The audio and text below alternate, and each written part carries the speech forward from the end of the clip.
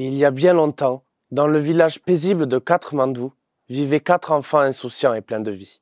Leonardo le rêveur, Mariposa la courageuse exploratrice, Katharina la curieuse et Démétéris le farceur. Ces 4 amis inséparables passaient leur journée à explorer le secret de la nature qui les entourait. Un jour, ensoleillé, tandis qu'ils jouaient à la lisière de la forêt, l'atmosphère joyeuse fut brusquement interrompue par l'arrivée sinistre d'un couple d'ogres maléfiques. Ces 2 monstres nommés Arché et Taker kidnappèrent les enfants. Leurs intentions étaient ténébreuses, faire de ces jeunes enfants leur festin d'anniversaire de mariage. Ainsi, leur survie dépendait d'une condition inhumaine. Les ogres allaient les engraisser chaque jour à la suite d'une loterie de dés grâce à 3 animaux, serpents, araignées, fourmis. À la suite de ce tirage, les prisonniers devront manger un nombre précis d'animaux. Dans ce monde magique, un serpent est égal à 4 araignées et une araignée est égale à 4 fourmis. Pour être relâchés, les enfants doivent manger en cumulé chacun moins de 20 serpents.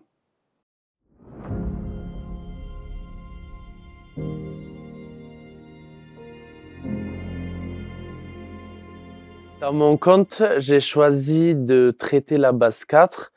C'est une base très peu enseignée à l'école, donc c'est pour ça que ça m'a motivé à faire un livre autour de cette base-là. Mon conte est clairement dédié du coup à cette base-là, comme par exemple avec le nom du village Katmandou, il y a plein de références autour du mot 4. Les noms des ogres sont des anagrammes du nombre 4, Arket et Taker.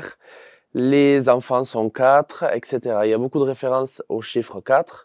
Et même, j'ai choisi de mettre un serpent pour 4 araignées et une araignée pour 4 fourmis. Donc c'est aussi le travail de la base 4. Et du coup, on peut voir que 4 fois 4 est égal à 16. Enfin, j'ai trouvé que cette idée de livre pouvait aussi correspondre à une idée de jeu.